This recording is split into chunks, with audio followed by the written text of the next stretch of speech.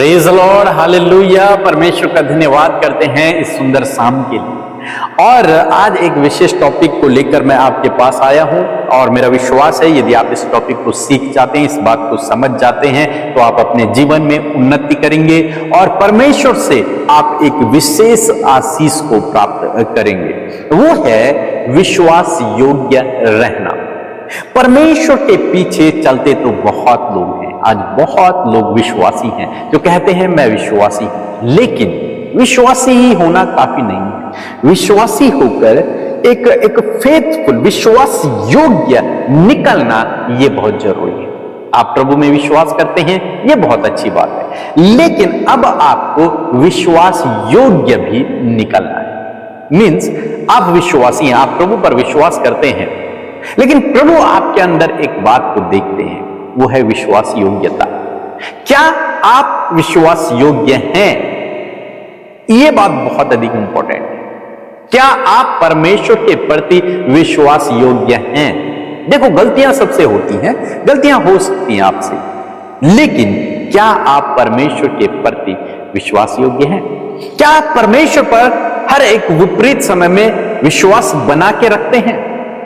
हम लोग देखते हैं पहला कुरिन्थियों की किताब उसका 4 अध्याय 1 और 2 पद। यहां पर पौलुस कहते हैं, मनुष्य हमें मसीह के सेवक और परमेश्वर के भेदों के भंडारी समझे, फिर यहां भंडारी में यह बात देखी जाती है कि वह विश्वास योग्य निकले।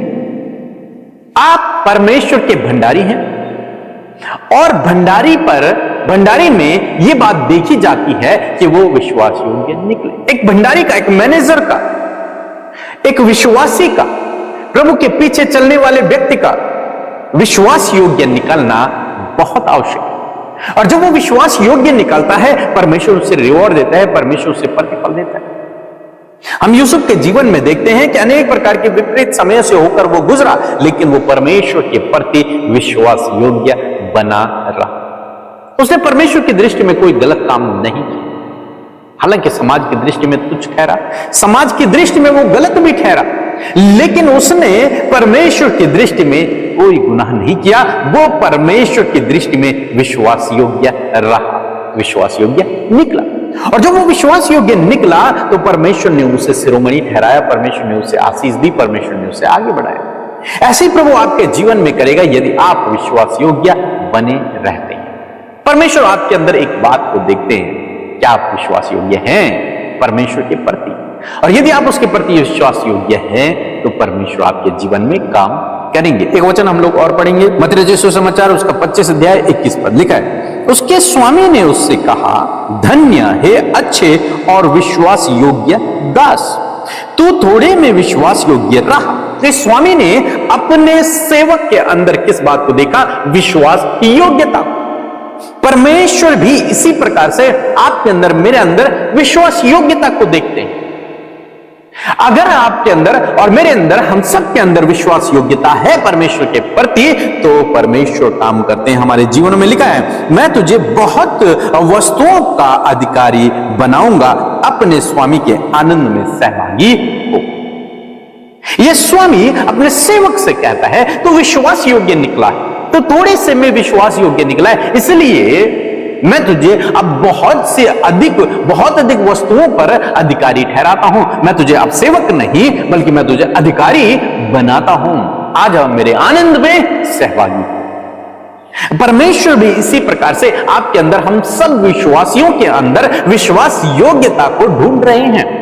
और जो व्यक्ति परमेश्वर के प्रति विश्वास योग्य निकलता है, परमेश्वर इसी प्रकार से उसे बहुत सी वस्तुओं पर अधिकारी ठहराता है, उसे उच्च पदों पर नियुक्त करता है, उसे आगे बढ़ाता है। हम दानियल के जीवन में भी देखते हैं, वो परमेश्वर के प्रति विश्वास योग्य रहा और परमेश्वर ने उसे शिरोमणि ठहराया। जो भी व्यक्ति बाइबल में परमेश्वर के प्रति विश्वास योग्य बना रहा, उसने परमेश्वर की आज्ञाओं को नहीं तोड़ा, वो परमेश्वर ने उस व्यक्ति को शिरोमणि ठहराया, ऊंचाइयों पर लेके गया।